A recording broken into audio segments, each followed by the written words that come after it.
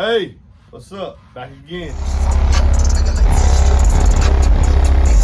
That first bass note hit me in the chest, and I was just like, there's no way that's 2/8. MBEnxlosure has his own YouTube channel, and this guy is an animal when it comes to designing boxes.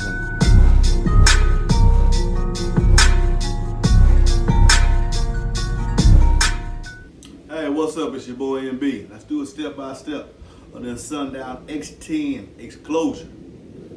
Let's begin. Okay, here we have the pieces that we're going to use when we assemble this Sundown X10 box. The braces, cut out. So I put on the first. This is the subwoofer baffle. I want you to look at this right here. This is very, very important right here. Let me get to this next frame where you can see the round over. On the outside, it looks like a straight cut. But as we move inward, I want you to notice this. I put this on all my enclosures as well, that round over. And what that is, that helps the air from creating a little friction right there. I think it's very, very important for the sound quality of the enclosure.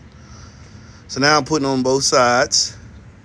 Now mind you, I'm showing y'all me putting on both sides without I'm just taking the clamps off. So each time.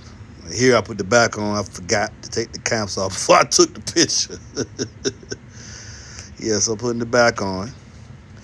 Now, I'm moving from here to, I didn't show step by step, but you put that 45 in first. Then you put the port in. So I got the 45 in, and I put the port in, and I'm going to show you exactly what I use to put the port in to make sure it stays the distance throughout. I cut a piece of wood 2.5 inches. 2 of them, and that's the first spacing. And then I put the spacing on the back side as well. And I lean it at an angle, that way I know that it's perfectly spaced throughout. And the finished product is the correct width throughout the fold. Throughout the fold, so you know my tuning is correct.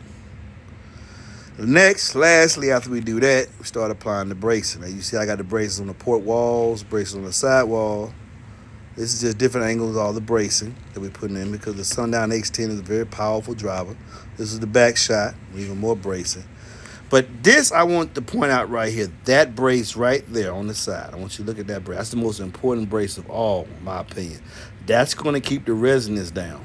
That space between there and the outside wall, if you knocked on it, could have caused a resonance that would color the bass. So that's a very important brace right there in the middle. My column bracing. Okay, I'll put the top on. And I'm going to show you the inside of what that pillar bracing does. Yeah, I'm showing you how the cuts are exact and pushing the glue down for a good complete seal. Showing you a little bit how it looks on the inside of the box. And lastly, another very important feature that's needed is this is the very most important piece of the box. Stiffening the face of the subwoofer. This is how it looks before I apply the outside baffle, the double baffle. It strengthens all the joints and seams.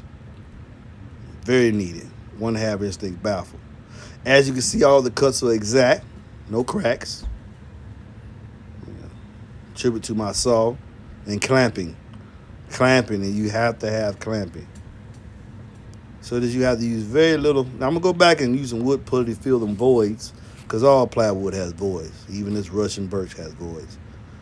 But it's just showing you how, if you use the clamps and clamp it correctly, you get a nice, hand-built, perfect box. Thank you. Okay. That concludes the Sundown MBE single X10 enclosure built by your boy MB. I said I was going to talk about this when I mentioned the brace. I'm going to show you why we put that brace in that spot and why it's crucial to the performance of this enclosure. You see that dead sound? It's because of that brace. You have it on this port area, on the port wall here, which is braced as well. But also on this end, roughly the same distance, so you don't have no open space, so that any resonance is generated by the woofer here. As those waves diminish through the wood, it will not cause it to wobble or resonate by putting that brace right there, these 2 points. And it also has a back brace with the port walls as well.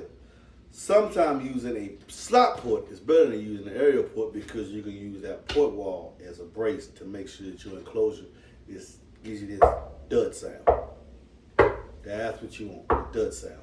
It enables the woofer to get deep bass by eliminating the resonance of the enclosure and focusing on the resonance of the cone and the resonance of the port. Now, I deliberately gave him a surface mount, and I think he requested a surface mount as well, not a recess mount, because he may switch it out. And any subwoofer this has a displacement of 0.2 to 0.25. The Sundown X10 has a displacement of 0.23. If you're within those parameters, your internal box volume and your port area will not change too much to affect the performance of the drop. So in those cases, not using a recess mount enables you to use different manufacturers' tins inside your enclosures. If you like something like this, get at me at 404-694-4818. And as always, please listen responsibly. Beat responsibly too.